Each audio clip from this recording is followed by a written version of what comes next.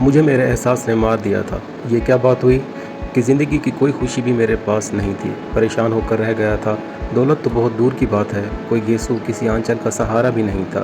اس نا امیدی کی کیفیت میں اپنے ایک جاننے والے اطہر بھائی سے ملاقات ہو گئی۔ وہ ایسے آدمی تھے جن کو میں نے ہمیشہ خوش ہی دیکھا تھا۔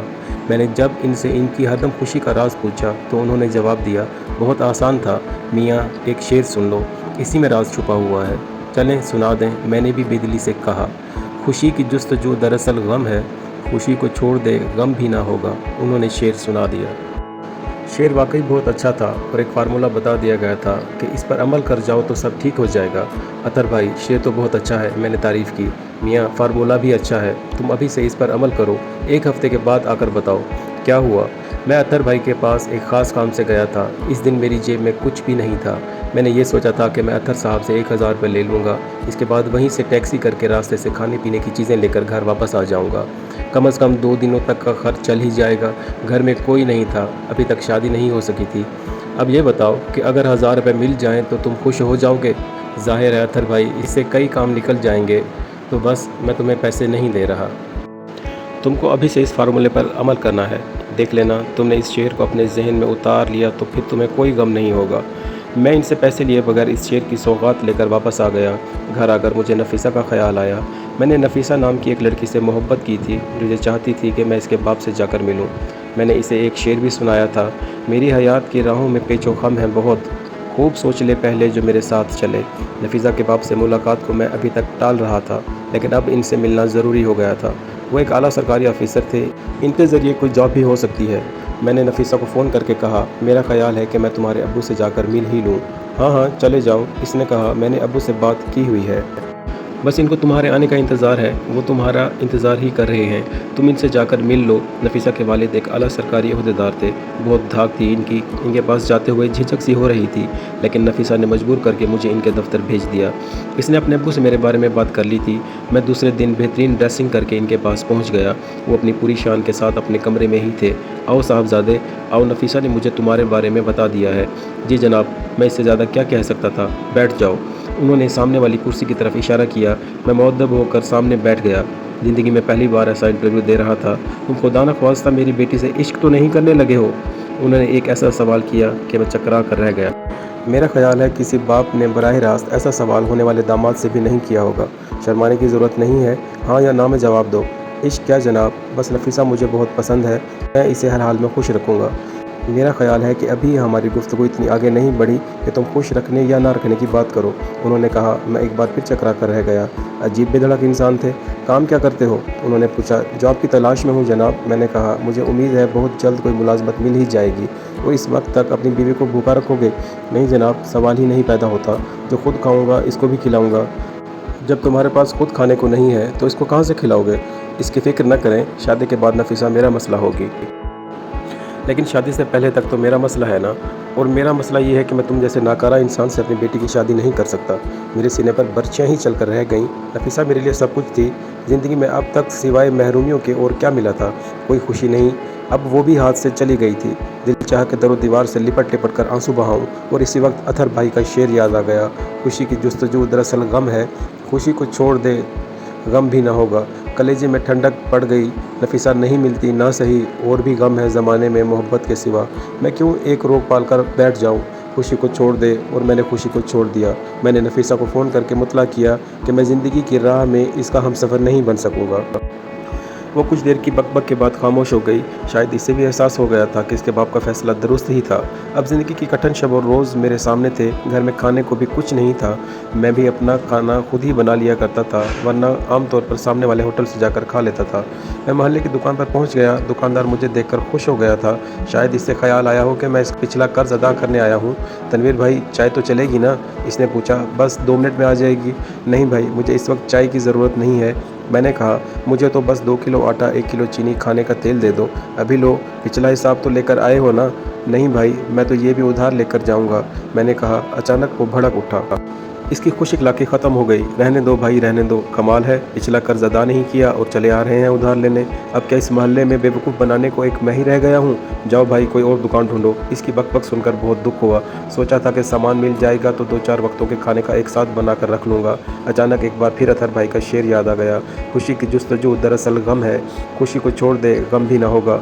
मैंने खुशी छोड़ दी और कुछ लिए बगैर ही वापस आ गया। बशाश बशाश, कोई गम नहीं था, दिल पर कोई बोझ नहीं था। घर के दरवाजे पर ही नियाजी साहब खड़े हुए दिखाई दे गए।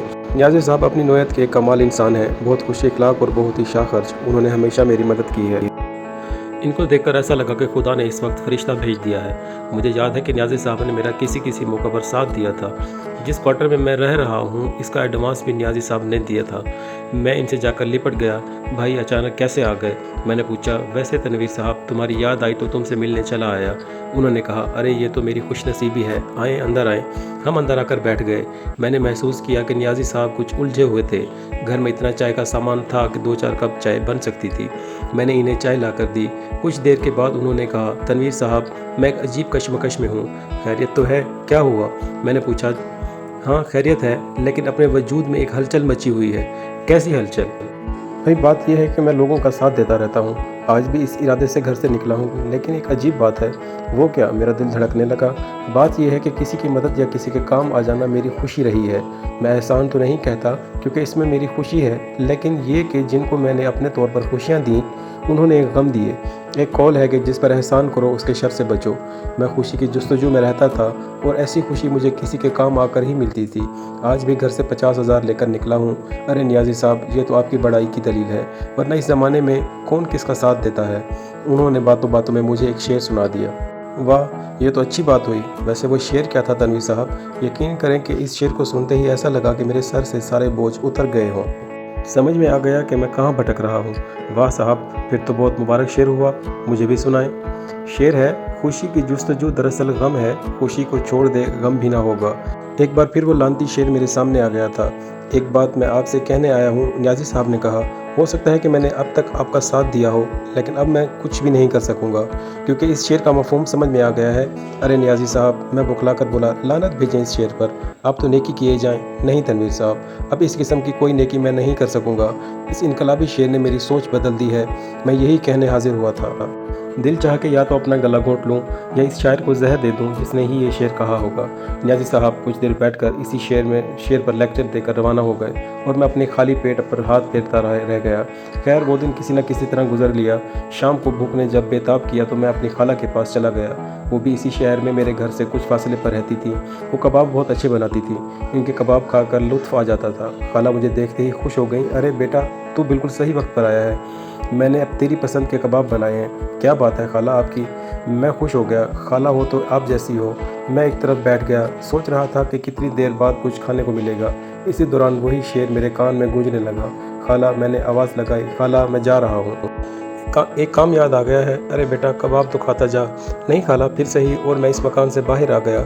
बाहर आते ही भूख से चक्कर सा आ गया। एक दरख्त का सहारा लेकर खड़ा हो गया।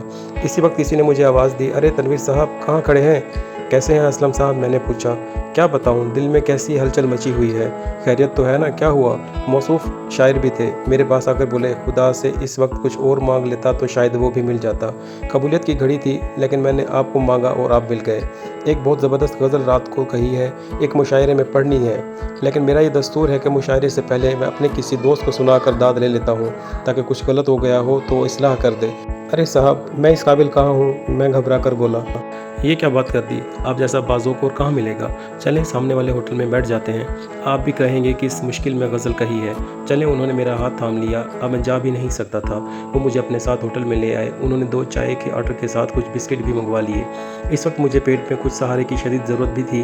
बिस्किट सामने आए और इसी वक्त वो कम वक्त शेर याद आ गया। इस वक्त खाली पेट कुछ खाना मेरे लिए बहुत ज़रूरी हो गया था, वरना मैं बेहोश ही हो जाता।